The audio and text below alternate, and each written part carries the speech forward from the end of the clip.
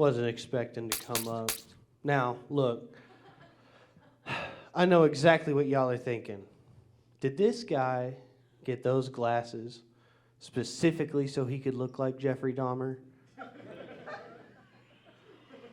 And let me tell you what, the answer is yes. Because Jeffrey Dahmer and I have the exact same taste in men.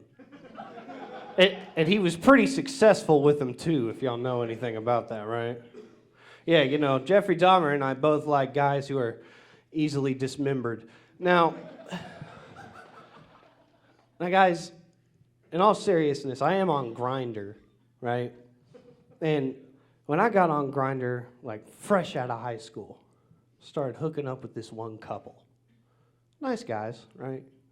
They had a bunch of weird pets, exotic pets, some tarantulas and eels. I didn't think much of this until years later I went to college. Start hooking up with a different couple. Go to their house and lo and behold, they too have a bunch of exotic pets. Some iguanas and bats. It's just flying around the whole time. And I wondered what the connection was, but I guess between both of these couples, I mean, they'll fuck just about anything.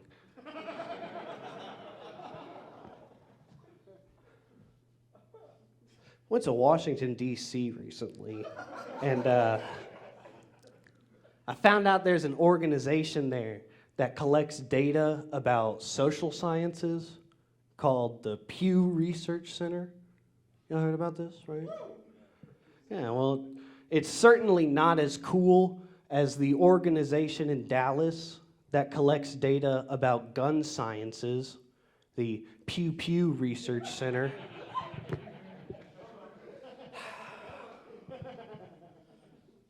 Now, while I was in Washington, D.C., one morning I had a Boston cream donut for breakfast, and I couldn't say my R's for a week.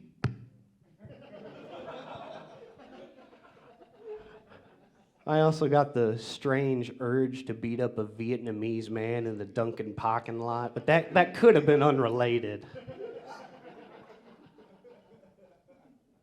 Speaking of unrelated, there's a Florida reproductive clinic has been having their patients play basketball while ovulating to supposedly increase the viability of its clients' pregnancies. A procedure they're calling the Miami in Heat.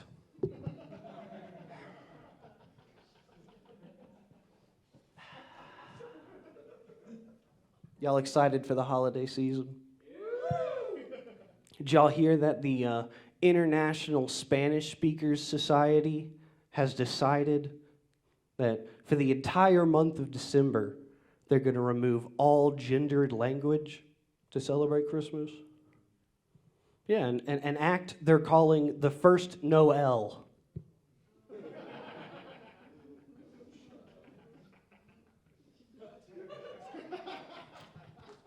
Yeah, this is going to be a rough Christmas for me. It's the first one without my mother. Yeah. And what really didn't help was the other day, completely out of the blue, I heard my ex howling with laughter. Now, this was strange because, you know, we'd been broken up for a little while, and she wasn't really known to publicly cackle when we were together, if you get my drift, right? So hearing her jovial laughter was very unnerving and felt a bit inappropriate for my mother's funeral.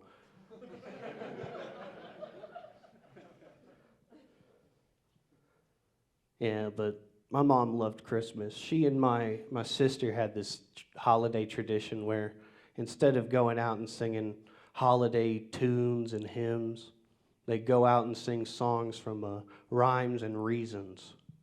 They called it a Carol King.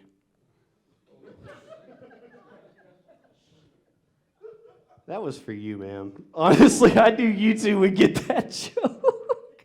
I'm sorry. Oh, man, my sister. Where do I begin with my sister? She's supposed to be the normal one of the family, right? But she has her moments, right? She got engaged, right? And the wedding was supposed to be not long ago, but her fiance got cold feet, backed out at the last minute. My sister ends up not hearing from her fiance for a couple days after this.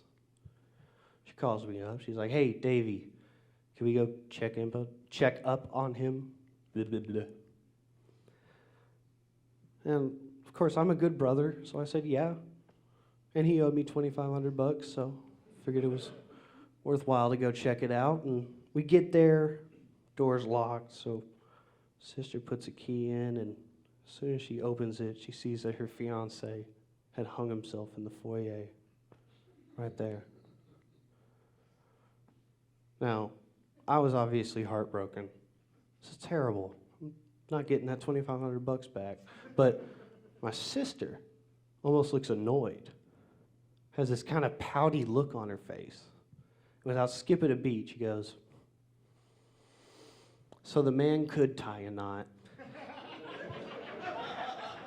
I've been Davy Adkins. Y'all been a great audience. Thank y'all so much.